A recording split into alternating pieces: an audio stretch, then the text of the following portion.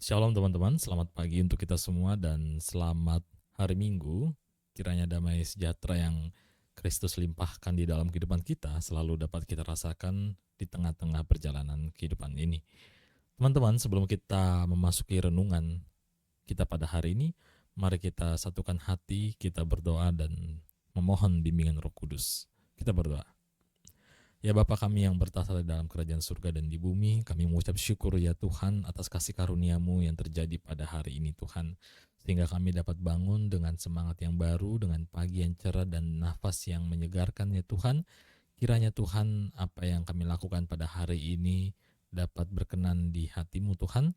Dan kini kami akan berteduh sejenak ya Bapa, merenungkan kembali renungan firman-Mu, sehingga apa yang kami dengarkan dan kami pelajari pada hari ini dapat menjadi kekuatan kami di kedepan hari. Berbicaralah kepada kami ya Tuhan, karena kami siap mendengar. Di dalam nama Kristus Yesus kami sudah berdoa dan mengucap syukur. Amin. Bacaan kita pada hari ini terambil dari Mazmur 147 ayatnya yang ketiga. Satu ayat saja teman-teman yang akan saya bacakan. Demikian. Ia menyembuhkan orang-orang yang patah hati dan membalut luka-luka mereka. Demikianlah firman Tuhan, berbahagialah mereka yang mendengarkan serta melakukannya di dalam kehidupan mereka sehari-hari. Haleluya. Teman-teman, ada seorang imam Katolik bernama Henry Nouwen yang mengatakan seperti ini. Nobody escaped being wounded. We are all wounded people, whether physically, emotionally, mentally, or spiritually. The main question is not how can we hide our wounds, so we don't have to be embarrassed, but how can we put our wounds in service to others. Ya, Inggrisnya agak broken teman-teman, tetapi kita bisa belajar dari kalimat ini dengan melihat bagaimana Nouwen menjelaskan bahwa setiap orang dalam hidup ini tanpa kecuali itu menyimpan suatu luka di dalam kehidupannya. Entah itu luka secara fisik, emosional, batin, ataupun luka spiritual. Namun bagi Nouwen, pertanyaannya itu bukan lagi bagaimana kita menyembunyikan luka agar tidak terlihat lemah, melainkan bagaimana kita dapat menjadikan luka itu sebagai jalan kasih, sebagai bagian dari pelayanan kita kepada sesama. Luka dalam pandangannya itu bukan aib, tetapi sebagai sebuah pintu, bukan tanda kelemahan, melainkan tempat kehadiran Allah menyentuh kita dengan paling nyata.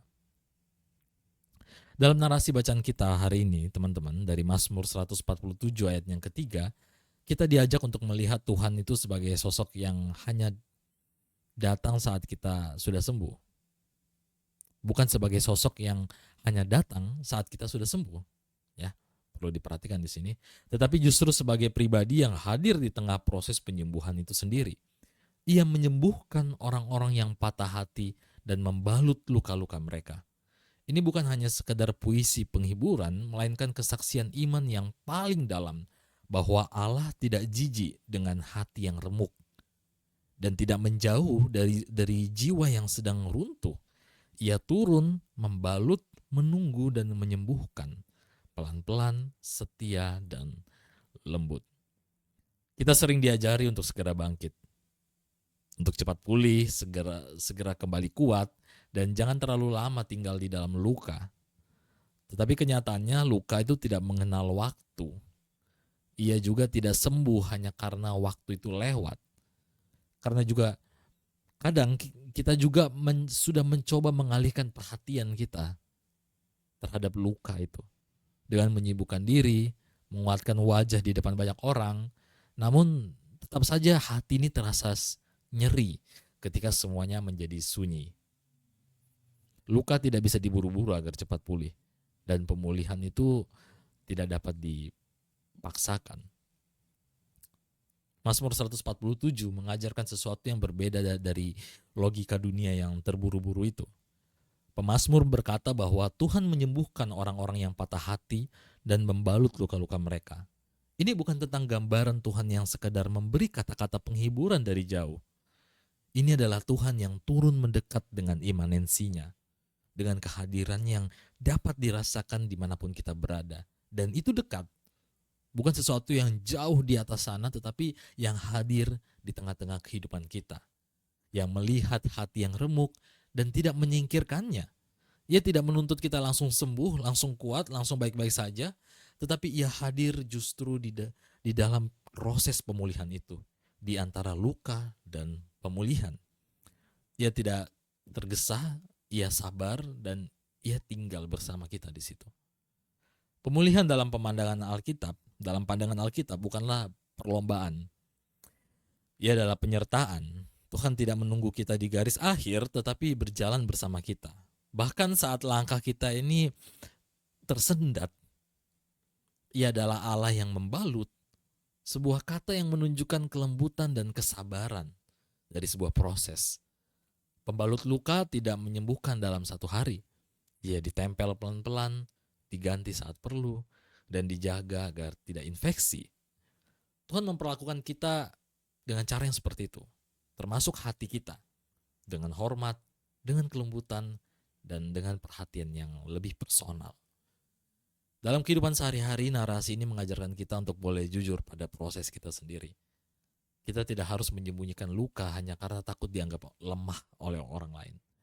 Kita boleh mengaku bahwa ada bagian dari hidup yang masih belum pulih sepenuhnya, bahwa ada relasi yang menyisakan rasa sakit, ada keputusan yang belum sepenuhnya kita terima, dan ada kehilangan yang masih mengendap diam-diam di dalam hati ini, yang tidak dapat dijelaskan namun sangat bisa dirasakan di dalam kehidupan. Dan justru ketika kita mengakuinya, kita membuka ruang bagi Tuhan untuk hadir dan membalutnya satu persatu. Mungkin kamu tidak merasa sedang sembuh saat ini. Mungkin kamu belum melihat tanda-tanda bahwa rasa sakitmu akan hilang. Tetapi renungan ini ingin berkata kepada kita bahwa Tuhan itu tidak absen di tengah-tengah proses yang kita alami. Justru di ruangnya, di antara luka dan pemulihan, Tuhan di situ hadir di tengah-tengah, bekerja dengan cara yang paling halus. Karena bukan dengan perubahan besar seperti apa yang kita inginkan, atau seperti apa yang kita imajinasikan, tapi dengan keberanian kecil dari diri kita untuk bangun hari ini, untuk bangkit dan untuk mau dipulihkan hari ini. Dengan air mata yang mulai bisa mengalir, dengan teman-teman yang tiba-tiba hadir, dengan kata-kata yang menguatkan seperti renungan kita pada hari ini. Dan di sanalah pengharapan itu lahir. Bukan dari dunia yang tiba-tiba menjadi lebih baik, tetapi dari hati yang tahu bahwa ia tidak sendiri. Bahwa di ruang antara luka dan pemulihan itu tadi, ada Tuhan yang berjalan perlahan, mengangkat wajah kita dan berbisik, "Aku masih di sini, dan kamu akan baik-baik saja. Mungkin belum hari ini, tapi aku tidak akan pergi." Demikianlah firman Tuhan. Amin. Teman-teman, untuk menutup perenungan kita pada hari ini, mari kita satukan hati kita, kita berdoa dan kita berdoa. Ya Bapa, kami mengucap syukur ya Tuhan atas renungan hari ini yang telah kami dengarkan ya Bapa. Hari ini kami belajar bagaimana luka itu menjadi bagian yang sangat penting untuk kami rasakan. Penting bukan karena itu membuat kami menjadi pribadi yang lebih buruk, tetapi penting menjadi bagian yang menyadarkan kami bahwa Engkau masih beserta dengan kami di dalam luka-luka kami, di dalam pergumulan kami, bahkan di dalam sakit hati kami yang belum selesai pada hari ini ya Bapa. Ada begitu banyak pergumulan teman-teman kami ya Tuhan, dan juga tentunya pergumulan hamba, pergumulan masing-masing pribadi yang berada dan mendengarkan pada hari ini ya Bapa. Kiranya Engkau selalu hadir di dalam pergumulan mereka, di dalam luka mereka, di dalam kekecewaan mereka, dan di dalam harapan yang tidak terharapkan ya Tuhan. Engkau hadir di tengah-tengah mereka, Engkau ada dan membalut luka-luka mereka, memulihkan rasa kekecewaan mereka. Sehingga apapun yang mereka lakukan di kedepan hari, mereka dapat menjadi tumbuh, menjadi pribadi yang lebih baik daripada hari ini. Ajak anak-anak-Mu ya Tuhan untuk selalu dapat melangkah di dalam perziarahan kehidupan yang misteri ini ya Tuhan, yang tidak kami ketahui hari esoknya seperti apa. Ajari kami Tuhan untuk selalu bersabar di tengah pergumulan kami dan di tengah permasalahan kami. Ya Bapa, kami mengucap syukur ya Tuhan atas hari ini ya Tuhan. Kami berdoa bagi teman-teman kami yang di dalam pergumulannya, dalam masa-masa studinya, dalam pekerjaannya, mereka yang masih mencari kuliah, mereka yang masih mencari pekerjaan, kiranya Engkau memberikan pekerjaan dan perkuliahan yang baik untuk mereka ya Tuhan. Berikan juga mereka hikmat agar mereka bisa menempuh semuanya dengan lebih baik. Mereka yang masih bergumul di hari ini ya Tuhan, di minggu ini Tuhan, dengan segala urusan yang ada di rumah, kiranya Engkau memberkati mereka, menyertai mereka sehingga apapun yang mereka gumulkan, apapun permasalahan mereka hari ini dapat selesai dengan baik, sesuai dengan rancangan-Mu ya Bapa.